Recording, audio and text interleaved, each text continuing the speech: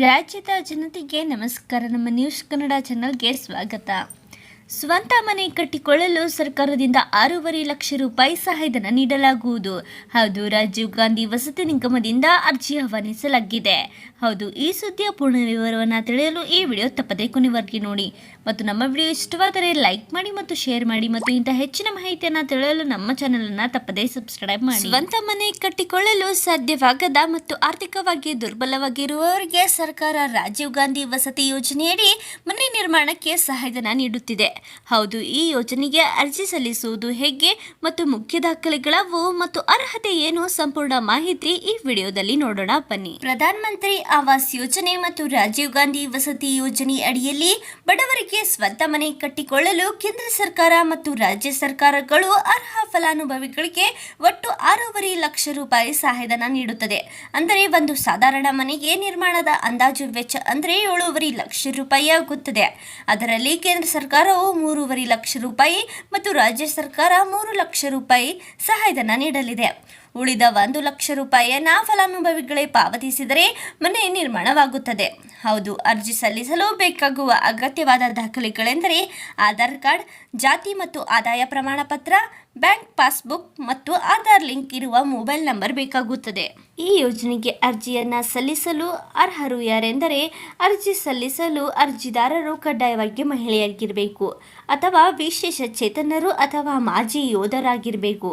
ಹಿರಿಯ ನಾಗರಿಕರಾಗಿದ್ದಲ್ಲಿ ಪುರುಷರು ಸಹ ಅರ್ಜಿಯನ್ನು ಸಲ್ಲಿಸಬಹುದಾಗಿದೆ ಮತ್ತು ಅರ್ಜಿದಾರನ ಕುಟುಂಬದ ವಾರ್ಷಿಕ ವರಮಾನವು 32,000ಕ್ಕಿಂತ ಕಡಿಮೆ ಇರಬೇಕು.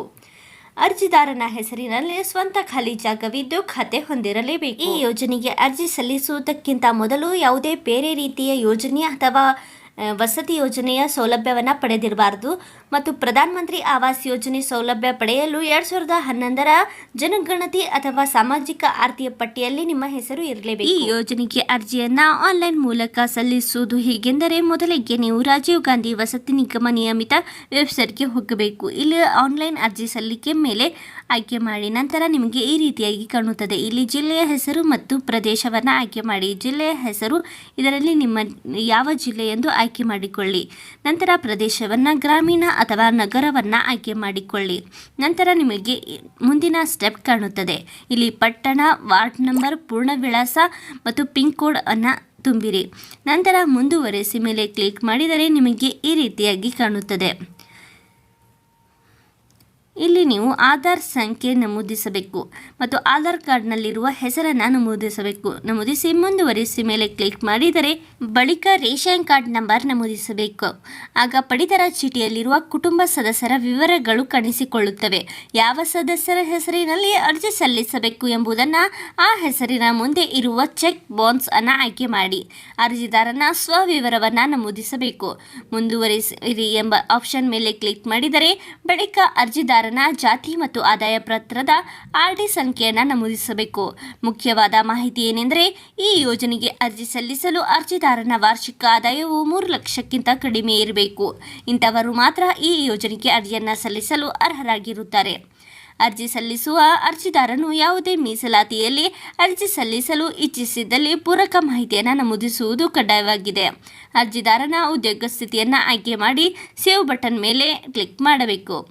ಅರ್ಜಿ ಸಲ್ಲಿಸುವ ಅರ್ಜಿದಾರನು ಯಾವುದೇ ಮೀಸಲಾತಿಯಲ್ಲಿ ಅರ್ಜಿ ಸಲ್ಲಿಸಲು ಇಚ್ಛಿಸಿದ್ದಲ್ಲಿ ಪೂರಕ ಮಾಹಿತಿಯನ್ನು ನಮೂದಿಸುವುದು ಕಡ್ಡಾಯವಾಗಿದೆ.